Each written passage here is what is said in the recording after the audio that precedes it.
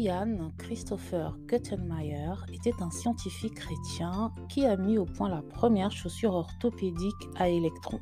Il aurait reçu une vision où le Saint-Esprit lui décrivait de manière précise chaque composant de la chaussure, chaque matière et même l'ordre dans lequel il devait assembler le tout.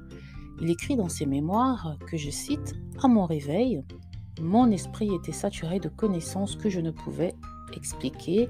Il me fallut toute une nuit et un jour entier pour mettre le tout à l'écrit et enfin comprendre ce que l'esprit me demandait de réaliser. Ce fut une expérience incroyable.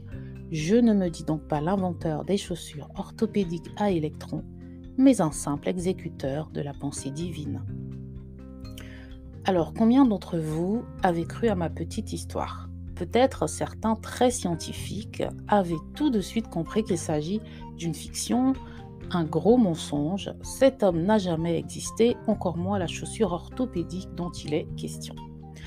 Parce que ce n'est que moi, peut-être que vous avez tout de suite compris la supercherie. Mais imaginez que cette histoire ait été racontée par un homme de Dieu de renom, ou encore par une personne estimée dans le milieu scientifique. Vous n'auriez peut-être pas pris le temps de vérifier cette information, et ce pour de multiples raisons. Mais croire sans vérifier peut être grave, voire fatal. Si vous m'écoutez pour la première fois, je suis Louise du blog ilestécrit.com et je vous embarque dans une petite aventure biblique.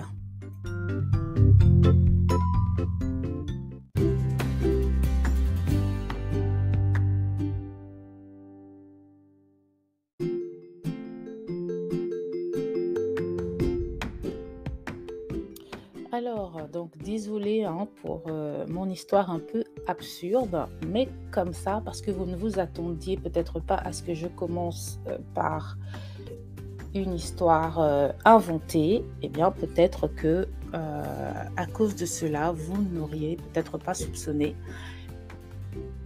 qu'elle était inventée. Donc aujourd'hui, ce sera un peu court, puisque nous allons parler d'un sujet que j'ai déjà abordé plusieurs fois, qui est l'importance de lire sa Bible et de toujours vérifier dans la parole tout ce que nous recevons. Une erreur que nous commettons souvent, c'est de croire sans voir. Dans la Bible, je précise, croire sans voir est louable pour nous autres chrétiens qui croyons sans voir Dieu.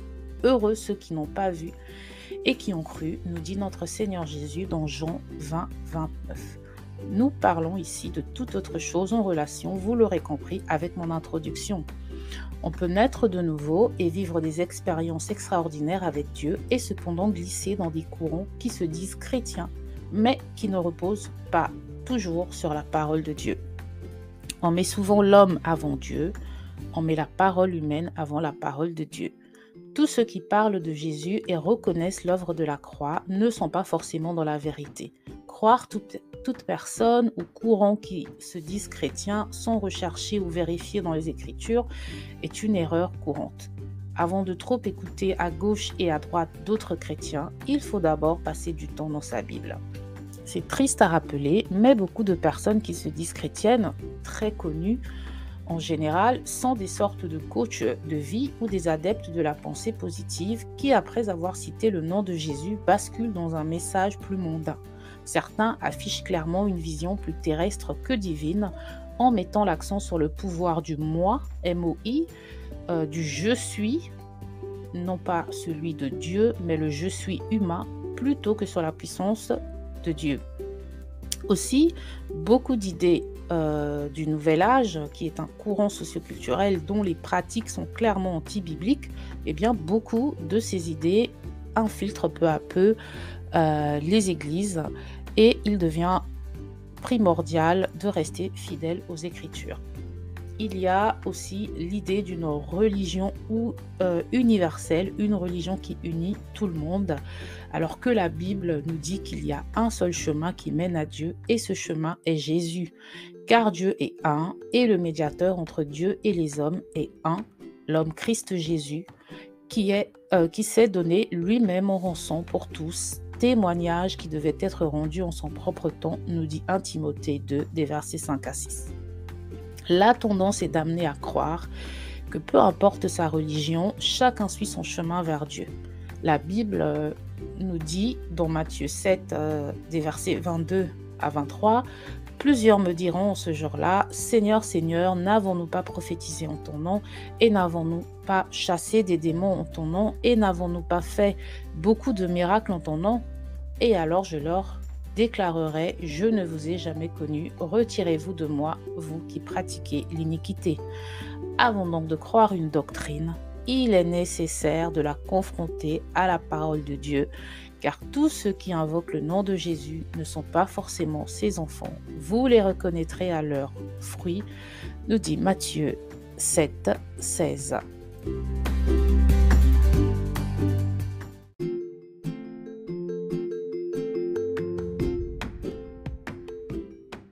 Alors, en toute chose, il est important de se référer à la parole de Dieu.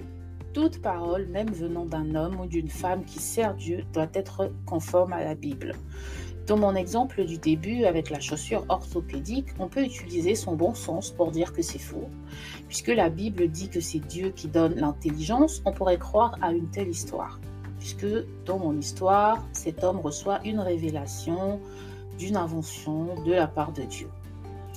Mais comme je le disais, on peut faire fonctionner son bon sens, mais du bon sens, on ne le fait pas forcément fonctionner au bon moment, pour ne pas dire qu'on ne l'a pas toujours. Donc, en plus de sa Bible, on peut vérifier les choses de différentes façons. Par exemple, par une simple recherche sur Internet, on pourrait voir que le personnage que j'ai cité en introduction est un personnage qui n'a pas existé.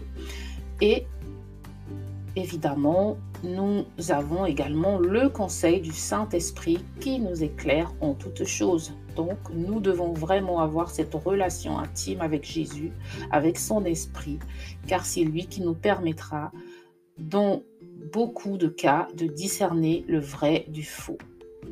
Il est écrit dans 1 Thessaloniciens au chapitre 5 et au verset 21, « Éprouvez toutes choses, retenez ce qui est bon. » Dans le livre des Actes au chapitre 17, où Paul et Silas sont dans une ville nommée Bérée, après être passés par Thessalonique, nous avons un bel exemple. Je cite les versets 10 à 12.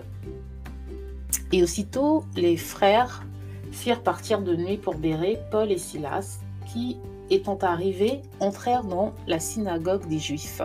Ceux-ci eurent des sentiments plus nobles que ceux de Thessalonique, et ils reçurent la parole avec beaucoup de promptitude, examinant tous les jours les Écritures pour voir si ce qu'on leur disait était exact. Plusieurs donc d'entre eux crurent, ainsi que des femmes grecques de qualité et des hommes en assez grand nombre. » Paul avait quand même une certaine réputation, je pense, à cette époque, mais malgré cela, les Juifs qui l'écoutaient à Bérée examinaient les Écritures pour vérifier si ce qu'on leur disait était vrai. Donc, vérifier ne signifie pas discréditer ou remettre en cause la personne qu'on a en face. La vérité est importante car c'est d'elle que dépend notre salut. C'est une question de vie ou de mort. Confrontons donc toutes choses à la parole, à l'image de ces Juifs de Bérée, et laissons l'Esprit de Dieu également nous guider car il nous révélera la vérité. Donc voilà. Courte exhortation, mais je voulais vraiment souligner encore une fois l'importance de vérifier ce que l'on entend ici et là, car encore plus aujourd'hui, car nous avons accès à tellement de ressources, nous avons accès à tellement de personnes, que ce soit dans des livres, que ce soit sur Internet ou que ce soit en live, nous recevons énormément d'informations dans le milieu chrétien.